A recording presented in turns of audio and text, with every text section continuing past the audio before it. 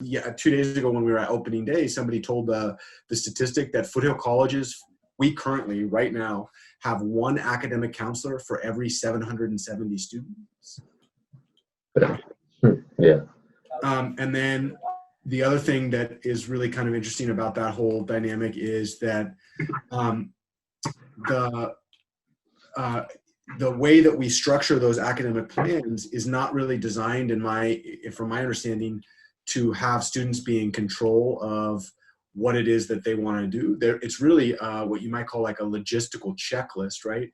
They're basically just making sure on the university institution's end, has the student done all of the things that they need to finish in order to get the desired academic plan. Whereas a lot of times when I'm thinking about the academic plans that I would want, or the ones that I try to help my students, they're much more nimble and much more focused on kind of supporting student brainstorming and flexibility. And so I think on that level, I think one of the things that I would advocate for us to teach, not because I actually agree with you all 100% that the system should be doing a lot better. We should be having teachers looking over other people's academic plans. We should be having student groups getting involved in that. And we should be having, at least quarterly, each student has a quarterly appointment with their academic counselor. But I always think about like agency and effectiveness, right? And I guess what that vision of reality is a very important one. And I think through advocacy and political activism, I think we could get to that point. But the issue between where we are right now and the type of changes that need to be brought about in order for that to come into fruition, there's a whole group of students here at Foothill, and I think at every institution, that gap will never be breached for them if we don't address the underlying what you might call navigational habits required to do that. And so from my standpoint, one of the things that I would advocate for us to kind of strengthen is teaching the students how to be squeaky. So my favorite quote on this one is, "The squeaky wheel gets the oil." And I think so often what it reminds me of our elected representatives, right? Have you all called your elected representatives sometime in the last month? No. That's exactly what they want you to do, right? If you don't call them, like if you think about how that structure is set up, they're not reaching out to you. They're not making an effort. Like, when's the last time your elected representative called you? Never. They don't have the staff to do that. And could you imagine for a moment what would happen if everybody in their service area called them every day? Voicemail. The system would break, right? Mm-hmm. And I think that's, you ever heard that statistic that you only need 3% of the population to be super active to actually change the world? You heard this? Like in revolutions, if you get critical mass of 3% of the population, that democracies like bend to the will of that 3%, not because the 3% is controlling, but because that 3% is super politically active. And if you look at their network of people, it ends up that you don't need more than that type of activism on a day-to-day basis, because that represents like the majority of the population, right? And so in this particular situation, what I would advocate for us to think about is how can we create, how can we inspire and motivate and support students to be the squeaky wheel? Like what type of, and I guess the real question would be like, what do we need individually? What do you need, Steve? What do you need, Henry? And what do I need, Jeff? When we are thinking about ourselves as students, what makes us want to go through the effort to connect with those people on campus?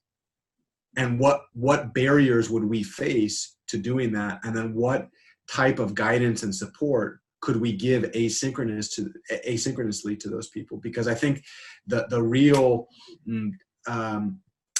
travesty would be to say like, oh, you want to make sure to have a network, but then not teach them how to make that network and wait for the system to do it, because I don't think it's going to happen, right? Yeah, there's a lot in that. I mean, you all see this in my classes, right? Like I take that on and this is for you all as educators, I think that's really important, but like how many times have you all seen when in the classes that you were in with me, like me reach out to a student and ask them about a particular item and then say like, okay, I want you to go to the counseling office and have this appointment. And then I want you to follow back up with me. Yeah. Right. Because I think as educators for you two in your future, like I hope you take that habit and really develop it. But the challenge though is that if we depend on that type of engagement and then a student who needs it ends up in a classroom where the instructor actively avoids that type of work, and that the student doesn't take counseling 5, they're not engaged, and we haven't addressed that particular concern, what ends up happening is we would be making the statement, oh, it's the system's responsibility, the system's broken, and then the student suffers for that, right? And I think, I think that's where I find a really delicate balance. And I tend to be very practical. Like, I actually, in my heart, I'm all about systemic change, right? And the way that I live that most is changing the system in my own classes. And I think, and the other thing that I want to do is teach students how to advocate for themselves, how to be politically active. I think both of you all are pretty good at this, right? In the fact that you're in tune with campus structures to give feedback to people. Yeah. Right? Yeah. Like Henry, how many governing bodies have you sat in on? And then Steve, how many student groups do you sit in on where you get to talk to administrators, right? Yeah.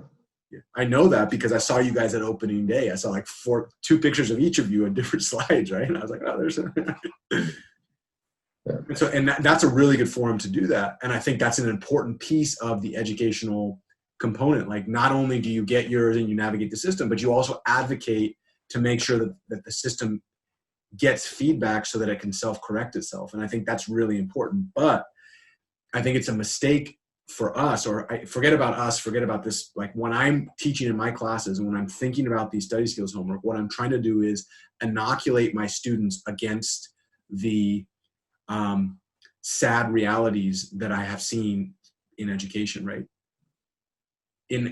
Yes, the system should, yes, these things are important, yes, we should advocate for those things, but what do we do in the meantime when that doesn't happen, right? Mm-hmm. It's not, that's not a good fix systemically, because it puts the oneness on the student. But the flip side of that coin, though, is that's the thing that we have the most agency over, if students are buying into these videos, right?